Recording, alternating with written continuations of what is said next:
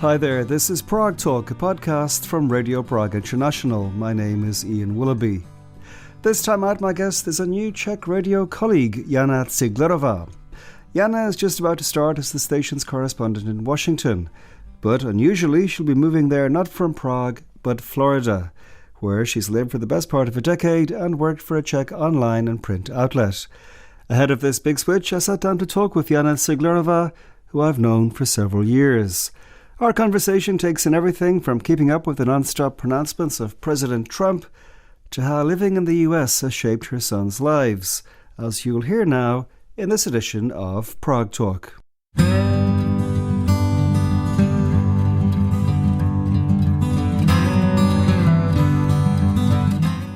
Previously, or up to now, you have been with Deník N in the States, which is a very successful, it seems to me, media outlet.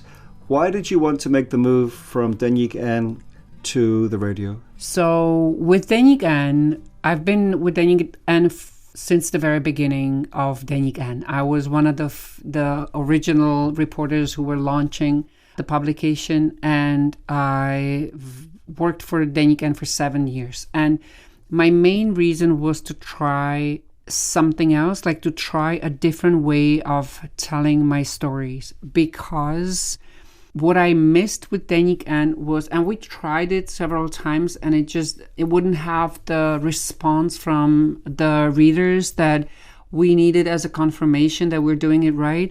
I would go to places where things were happening in the United States, but of course our readers never appreciated as much as we needed them to. So with Czech Radio, I know that this is one of the things that is going to be different, because actually Czech Radio insists on its reporters to go into places where things are happening, and there's the whole infrastructure that helps you with that. So for me, that was the main attraction, that if there are fires in LA, I'll be in LA. If there is protest in Minneapolis, I'm in Minneapolis. With Deník N, we didn't have the budget either, and readers were not as interested as the listeners of Czech Rozhlas are. Would an example be when Maduro was captured, you went to the local Venezuelan community? In South Florida is the highest concentration of Venezuelans. And I went to their number one spot because I wanted to hear, and I wanted to see, and I wanted to talk to them and understand what's going on and understand it from their point of view. And it was on the day that I was leaving for Prague, so I did not have, the whole day to be there with them. I had to run for my plane as well, so I spent there about 3 hours, but long enough to get their view of the story at that very moment. And that was pure joy, celebrations, excitement. Of course, eventually things have changed when they saw and some of that were people saying from the very beginning, like from European people especially. But that day, it was as big celebration as I could see now in some parts of Iran where Khamenei was toppled. You mentioned Florida. You're moving from Florida to Washington. Is that the case? Yes, that is the case, because I've been living in Miami for the past 7-9 years, but that's not the correspondence post. The correspondence post is in DC, so me and my whole family are moving. What do you expect to be the pros and cons of this huge move? Somebody told me that those 7 years ago, like, nobody really takes Miami seriously. And I was like, oh, that's so insulting. But at the same time, I could see along the years that what is respected, and from the point of view of decision making, it is Northeast in the United States. So moving to DC means to be close to that decision-making part of the United States, to the government, to, of course, the White House, and to things happening, like the decision-making things. It's not to be closer to the Americans, because they're very variable, and you have to go other states, because I checked the last voting preferences in DC, and it is 92%, I think, people in DC voted for Kamala Harris. So that tells you that it's mostly Democratic. Even the Virginia and Maryland, the states that are nearby, are sort of blue as well. So that is, I would say, disadvantage when it comes to reporting on what everyday Americans think. I will have to go outside the DC area. On the other hand, it's very international. It is very cosmopolitan. There's a strong Czech community. So that's the part I like a lot. Miami is also very international, but it's international when it comes like South American international. So you can have Venezuelans and Colombians and Bolivians and Peruans. In DC, you'll have more of Europe and Asia as well. And also, it'll be cold and you have to all buy coats and things. Of course, we have coats because we are from Prague. DC is actually on the same latitude as Madrid. So Prague is still colder, Ian. Sorry to break it to you.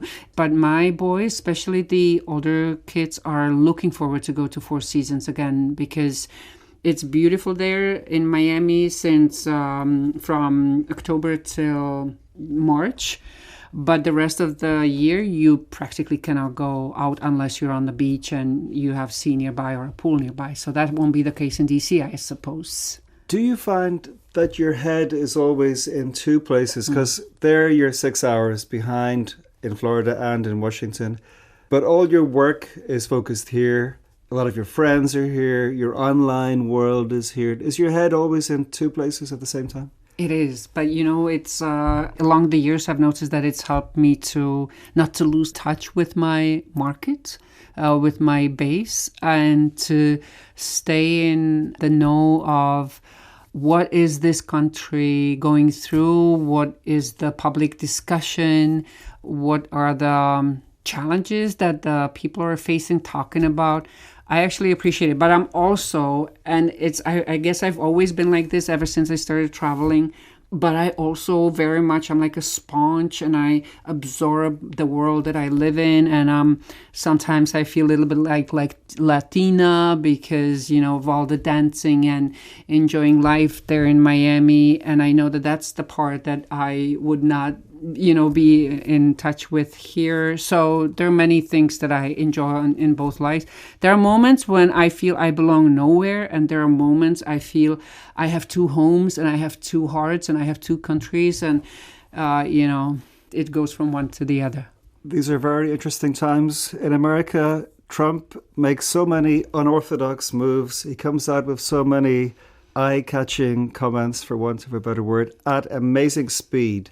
How do you keep up with everything that he's doing? Because every day it feels like there's 5 things he does that previously would have dominated the news for a week, but we've already moved on like half a day later. I think I've developed the same kind of ADHD as Donald Trump has. So I'm easily distracted now, and as soon as he's off from Venezuela to Greenland, that's where I am as well. But sometimes it can get very overwhelming, and I've noticed this, and it was also the practice in Deník N that the editors are aware of this, and they very much insist on you disconnecting. When it's the day off, nobody is supposed to call you. The newspaper, or in this case the radio, will somehow deal with things that happen, and they insist on you disconnecting. And that is very refreshing, and that is, I think, what keeps the reporters and journalists sane in these very overwhelming times. And I guess also you have to be aware of how much Trump news your audience can take. True. And sometimes it's different news that I would consider important, that I can see from the view of the United States, or sometimes it's cheap bites of culture wars that I can totally see that in both markets, they just get picked up and go with the wave of not anger, but anger maybe would be the closest I can get. Outrage. That's a permanent state of outrage out there. Permanent state of outrage. I noticed a couple of times after the ICE shootings in Minneapolis, debates on Czech media outlets on Facebook. So many of the comments were so much on the, let's call it the Trump side. I was amazed that so many Czechs, at least going by these comments, were invested in this and so interested and had such strong opinions about the victims and stuff like that. I guess you're used to this. You're used to seeing Czechs reacting so strongly to these kind of stories. I never get used to this because it does seem disproportional sometimes. And I also don't think, and I verify sometimes, that it is actually a real Czech discussion of real Czech people. I can see the influence of the InfoWars and the propaganda that is coming from Russia and other autocratic states and countries. And I think there are many moments when I can just notice, because I sometimes block the vulgar and the mean ones that obviously don't want a discussion, but they just want to attack.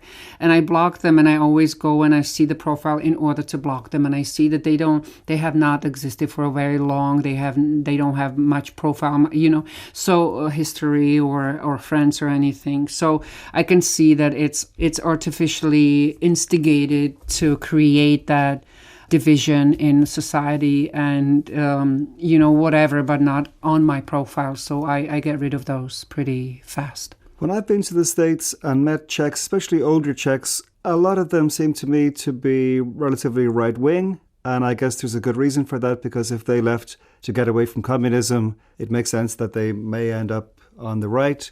I know it's hard to generalize, but do you feel like there are many kind of MAGA people among the Czech minority in the States? They are. Not only, though, it also depends on where they live. So in Florida, I would say in the middle Florida, on the West Coast, Sarasota, Bradenton, you see them more than you would find in Boston, let's say. So it's also diverse.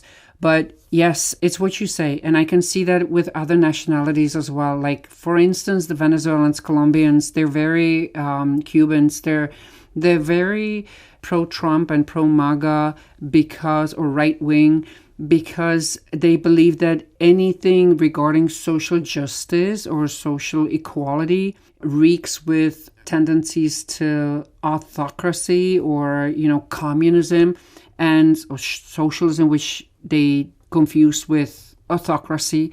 And that's the trauma that they have. They had to leave their home country because of that. And they wish they didn't have to leave, but they couldn't because they didn't have the freedom here. They didn't have the freedom in Venezuela. They were threatened in Colombia and kidnapped, as, one of my friends described to me. So this trauma of them having to leave the country, breaking their ties with the family and parents, not being able to see parents when they died, for instance. That's the case of so many people. So it's so hard for them that they lock it up in one big bag of things, and communism equals Democrats in their mind, in this view.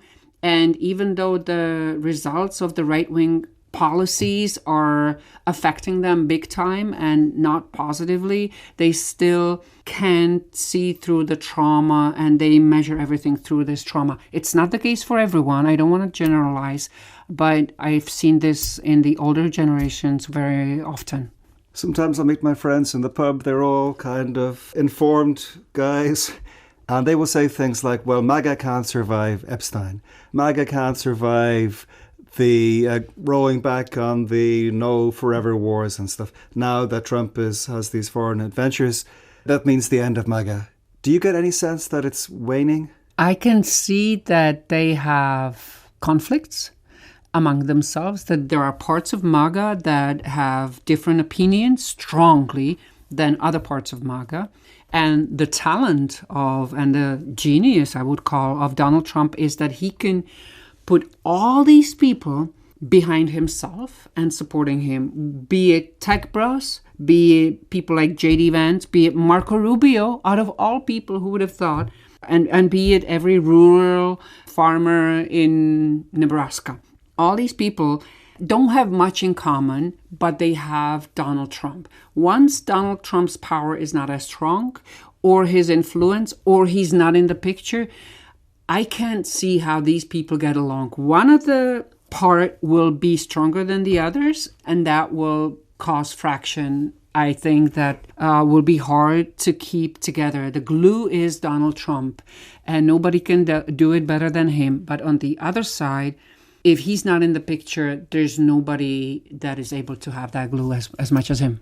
Have you been around Trump personally? I have been around Trump personally, but it was in the 2018 or 2019. I've been to the White House. I was in the Oval Office. And what impression did he make on you? So first, he's not as orange. So 8 years ago, Donald Trump wasn't as orange as he seems to be on TV, or he seems to be on TV now. But he was very charming. He's tall. Of course, he was in his own environment, so that always gives you some kind of a superiority. But he is that kind of person that no matter how many people are in the room, he's always the one that is the most visible. And he was joking with us as journalists. We were waiting in the Rose Garden when it still had grass on the ground. He was joking with us, and he was joking with then and now again Prime Minister Andrej Babiš, who went to see him.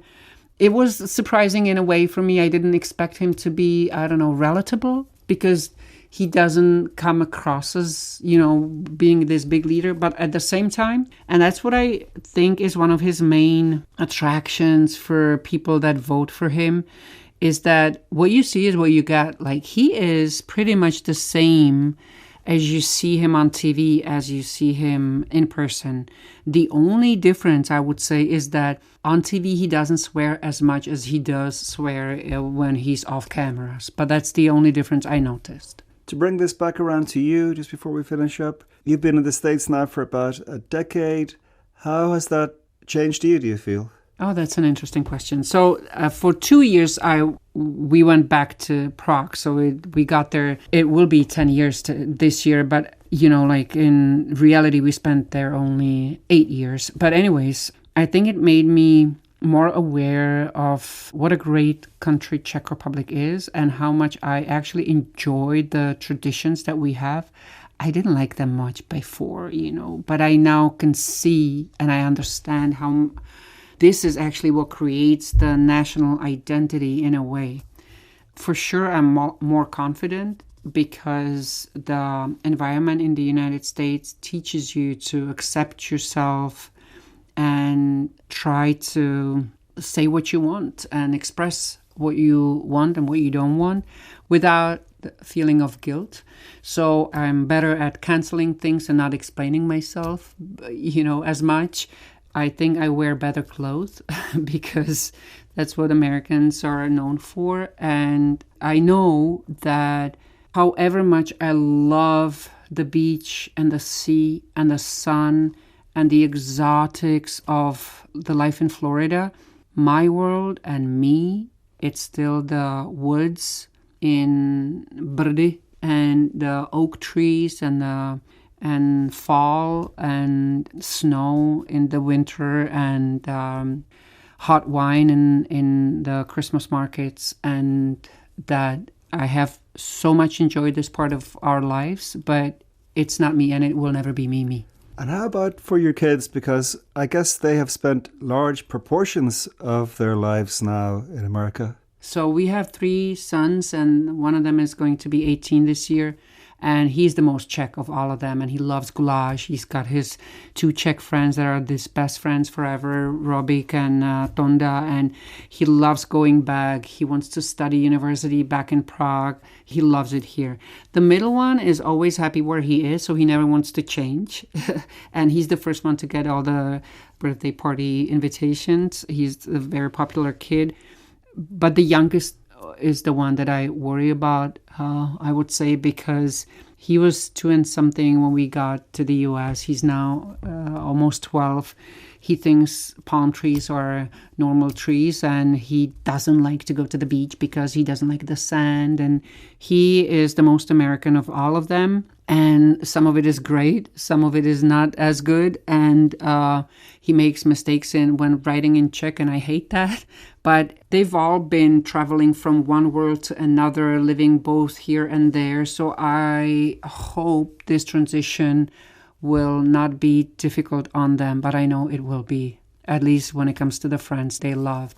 They want us to move. In Miami, you live among Latinos. dominantly, and they want us to find a house in the Latino community in DC, Columbia Heights, because they want to, play soccer and scream golazo and, eat greatest tacos on earth, and they don't want to leave the Latin culture that they've been used to there.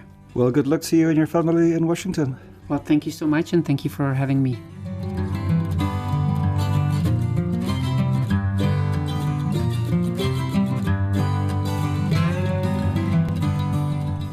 Many thanks indeed to Jana Ciglerová for speaking to me for this edition of Prague Talk, a podcast from Radio Prague International. If you're new to the pod and enjoyed my discussion with Jana, why not look up some of the earlier conversations in the series and subscribe, of course, wherever you get podcasts.